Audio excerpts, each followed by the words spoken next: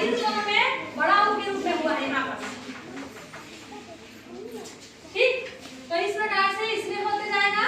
ये आपका हो गया कौन से का ई का उच्चारण के लिए। ई के उच्चारण का और बहुत सारे हैं, बारीकियां हैं जिसका आप ध्यान रखोगे।